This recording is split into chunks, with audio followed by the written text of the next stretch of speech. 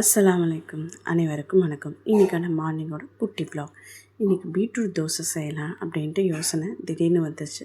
சரி 2 சின்ன பீட்ரூட்டும் கொஞ்சோண்டு கருவேப்பிலையும் ஒரு கை கத்த கருவேப்பிலையும் எடுத்து 2த்தையும் மிக்சியில் நல்லா அரைச்சி கொஞ்சமாக தண்ணி ஊற்றி நான் எடுத்துருக்கேன். ரொம்ப தண்ணி ஊற்றலை. அரைச்சதுக்கப்புறம் இந்த கன்சிஸ்டன்ஸில் வருது. அதை கொஞ்சோண்டு நான் வடிகட்டிக்கிட்டேன். என் பசங்களுக்கு ஜூஸாக கொடுக்கணும்னு சொல்லிட்டு இவ்வளோ தான் நான் எடுத்து வச்சது.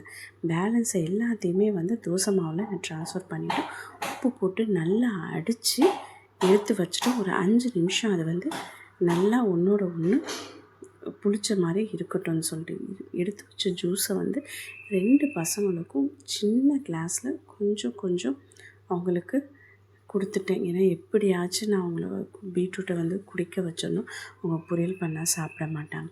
என் சின்னவனுக்கு ப்ளெயின் தோசை, பெரியவனுக்கு பொடி போட்ட தோசை கேட்டிருந்தேன். இந்த பொடி நான் வீட்டில் செஞ்சது தான். கருவேப்பிலையும் போட்டு மிக்ஸ் பண்ணி வீட்டில் செஞ்ச இட்லி பொடி தான் இது. அவங்களுக்கு இட்லி தோசை 2த்துலேயுமே அவங்க சாப்பிட்டுப்பாங்க.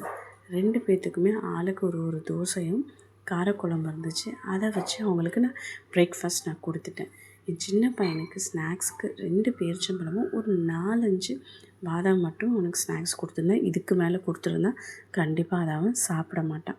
பெரியவனுக்கு எந்த ஸ்நாக்ஸும் வேணான்ட்டான். ஏன்னா ரொனால்டோ செலக்ட் ஆகலன்னு ஒரே ஆளுக்கு. அதோடு எனக்கு எதுவுமே வேணான்னா தயிர் சாதம் கொடுக்குறேன்னா 2 பேருக்கும் தயிர் சாதம் ஊறுகாய் மட்டும் கொடுத்தேன். மீதி நான் ரொம்ப நாள் வாங்கி எடுத்து வச்சுருந்தேன். வாங்கின சாமான் ஃப்ளிப்கார்ட்டில் மூலையில் இருந்ததை எடுத்து எல்லாம் கிளியர் பண்ணிவிட்டு சரி ரேஷன் கடைக்கு போகலாம். ரேஷனுக்கு போய் சாமான் வாங்கிட்டு வந்துட்டேன். ரேஷனில் இன்றைக்கி புழுங்கலரிசி, பருப்பு, சர்க்கரை. பருப்பை பாருங்கள் நல்லா இருக்குது. எந்த ஒரு தூசி துப்பட்டா நம்ம புடைக்கவே தேவையில்ல. நல்ல கிளியரான பருப்பு. சர்க்கரை லாஸ்ட் மந்த் வாங்கினப்போ தூளாக இருந்துச்சு. ஆனால் இந்த தடவை நல்லா நெருந்துச்சு. அரிசியுமே நல்லா இருந்துச்சு. வாங்கிட்டு